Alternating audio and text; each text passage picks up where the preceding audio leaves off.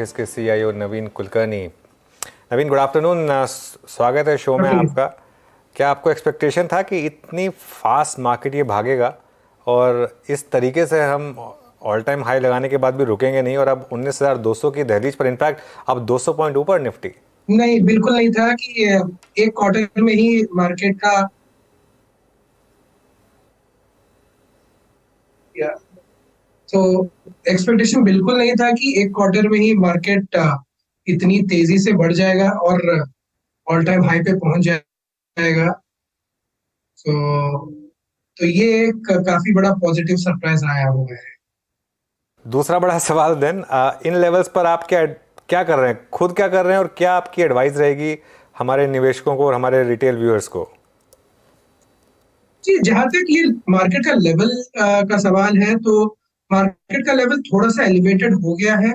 जहां तक हम बात करें कि अगर प्राइस टू अर्निंग्स मल्टीपल की, तो वहां पे हम एक स्टैंडर्ड डिविएशन के ऊपर चले गए हैं।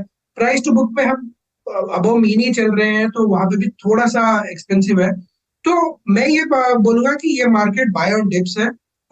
डिप ज्यादा आ नहीं रहा है, लेकिन अब मैं ये बोलूंगा कि आगे जाके कभी ना कभी मौका मिलता रहेगा। Overall structure of market positive है, लेकिन मैं ये मार्केट में थोड़ा सा कॉशियस रहूंगा एंड डिप्स को ज्यादा यूटिलाइज करूंगा बाय करने के लिए। एंड हायर लेवल्स पे जहां पे मुझे एक्सुबरेंस लग रहा है, वो एरियाज में थोड़ा बहुत प्रॉफिट बुकिंग का भी मैं सोचूंगा। तो नवीन, अगर ये हमें समझा सके एक्सूबरेंस आपको कहाँ दिख रहा है, क्योंकि एक एक्सूबरेंस का सिग्नल है जिस तरह की ब्लॉक डील्स और दूसरे निवेशक हाथों हाथ वो स्टॉक्स ले लेते हैं। इट्स जस्ट अस्टाउंडिंग किस तरीके से वो स्टॉक्स भी भाग रहे हैं। That of course is a sign. लेकिन इसके अलावा किन सेक्टर्स में, किन स्टॉक्स में आपको अति दिख रही है जहां पर अब थोड़ा सा करेक्शन आ सकता है या फिर तेजी पर थोड़ा ब्रेक भी लग सकता है? जहां तक एक्सुबरेंस का सवाल है, अभी कोई इंडिविजुअल सेक्टर को मैं पॉइंट आउट नहीं कर सकता हूं, लेकिन मैं ओवरऑल अगर सेटअप देखूंगा, जैसे कि लास्ट 1 ईयर में कैपिटल गुड सेक्टर में बहुत ज्यादा स्ट्रांग रैली आई हुई है। और यहाँ पे मुझे लग रहा है कि थोड़ा बहुत एक्सुबरेंस बिल्ड हो गया है। यहाँ पे अगर मैं मिड कैप और स्मॉल कैप कंपनीज के बारे में बात करूंगा, तो जहाँ पे ऑर्डर बुक है, ऑर्डर बुक के हिसाब से जो इनको मल्टीपल्स मिल रहे हैं, तो वहां पे थोड़ा सम डिग्री ऑफ एक्सुबरेंस मुझे दिख रहा है। तो वहां पे प्रॉफिट बुकिंग किया जा सकता है। हालांकि ये sector overall structural long term story अच्छी है, बट यहाँ पे मुझे दिख रहा है कि थोड़ा एक्सुबरेंस है। इसके अलावा अगर मैं स्मॉल कैप्स में अगर देखूंगा, वहां पे भी रैली काफी स्ट्रांग रही है। एंड स्मॉल कैप्स में नॉट नेसेसरली एक्सुबरेंस है, लेकिन एक करेक्शन का मोड आ सकता है आगे जाके, तो वहां पे भी थोड़ा बहुत प्रॉफिट बुकिंग किया जा सकता है। तो ये दो एरियाज है जहां पे मुझे लग रहा है कि जहां पे रैली बहुत स्ट्रांग रही है, वहां पे थोड़ा बहुत प्रॉफिट बुकिंग किया जा सकता है। अनदर सेक्टर जैसे मैं बताऊं, जैसे डिफेंस है। डिफेंस में आगे जाके जो एग्जीक्यूशन चैलेंजेस आ सकते हैं, उस हिसाब से वहां पे भी थोड़ा बहुत प्रॉफिट बुकिंग किया जा सकता है। तो ये एरियाज में मैं प्रॉफिट बुकिंग के बारे में सोचूंगा एंड थोड़ा सा कॉशियसली मार्केट में ट्रेड करूंगा। ओके अच्छा नवीन जी, ऑटो पे आपका व्यू क्या है? मतलब अगर आप ऑटो को देखें, मैं शायद जब वॉर शुरू हुई थी यूक्रेन रशिया, और उसके बाद जब मेटल्स काफ़ी प्राइसेस काफ़ी स्ट्रॉन्ग थे, उसके बाद एक मेटल्स का स्विंग शुरू हुआ। मेरे ख्याल से इंडेक्स था 9,000 के आसपास, निफ्टी ऑटो इंडेक्स। वो इंडेक्स आप समझ लीजिएगा कि मार्च 2023 तक 13,000 का हो गया, 4,000 पॉइंट का स्विंग, करीब करीब वहाँ से 40% का स्विंग। अब वो इंडेक्स 13,000 से लगभग 15,500 का इंडेक्स खड़ा है। इस एक्सटेंडेड मूव के पीछे कारण क्या समझते हैं? क्या रीजनेबल पॉइंट्स हैं हमारे पास? और ऑटो में ये वक्त क्या करने का है? अब अपने प्रॉफिट्स में कैश में कन्वर्ट करने का है या फिर अभी राइड करने का है? और आपके चुनिंदा स्टॉक्स कौन से हैं इस वक्त? जहां तक ऑटो सेक्टर का सवाल है, मैं काफी समय से बोल रहा हूँ कि ये हमारा स्ट्रक्चरली सबसे one of the strongest sectors है, जहाँ पे बहुत सारे चेंजेस हो रहे हैं। प्रीमियमाइजेशन ट्रेंड्स बहुत स्ट्रांग है।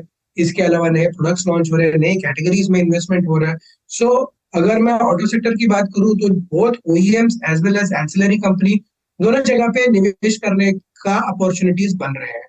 तो ये ओवरऑल सेटअप है। जहां तक अभी शॉर्ट टर्म और एक साल का मैं बात करूं, तो वहां पे प्लेस डिफरेंट रहेंगे for different set of stocks. अगर मैं टू व्हीलर की बात करूंगा, तो टू व्हीलर मुझे लगता है कि यहाँ से लेके दिवाली तक वहां पे रैली थोड़ा बहुत हो सकता है एंड वहां पे 10-15% रिटर्न बनने की संभावना है। जबकि पैसेंजर व्हीकल्स का सवाल है, वहां पे मुझे लगता है कि ज्यादा स्ट्रक्चरल स्टोरी है एंड पूरे ईयर में अच्छे रिटर्न्स बनने की ज्यादा संभावना है। सो ओवरऑल ऑटो सेक्टर पे मैं काफी बुलिश हूँ because of product launches as well as margins का जहां तक सवाल है, मार्जिन्स में मुझे लगता है कि ऑटो सेक्टर में स्ट्रांग रहेंगे क्योंकि प्रोडक्शन चैलेंजेस काफी कम हो चुके हैं।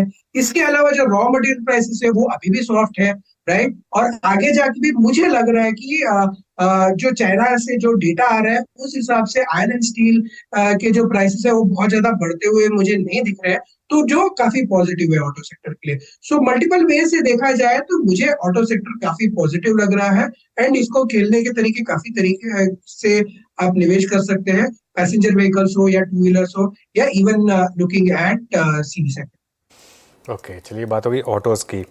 आईटी पर अब क्या व्यू है, क्योंकि 12 तारीख से अर्निंग सीजन शुरू होगा, HCL टेक इस बार नंबर्स लेकर आ रहा है सबसे पहले, यहाँ पर आपका क्या व्यू होगा लार्ज कैप आईटी पर? लार्ज कैप आईटी पे हम थोड़ा सा काफी टाइम से कॉशियस रहे हैं क्योंकि यहाँ पे नेगेटिव सरप्राइज आने के चांसेस काफी ज्यादा है। तो मुझे लगता है कि आईटी सेक्टर अभी भी रेंज बाउंड ही रहेगा। हालांकि सिलेक्टिव कंपनीज में कभी कभी पॉजिटिव सरप्राइज आने के चांस है, जो एक क्वार्टर के हिसाब से रैली हो सकता है वहां पे।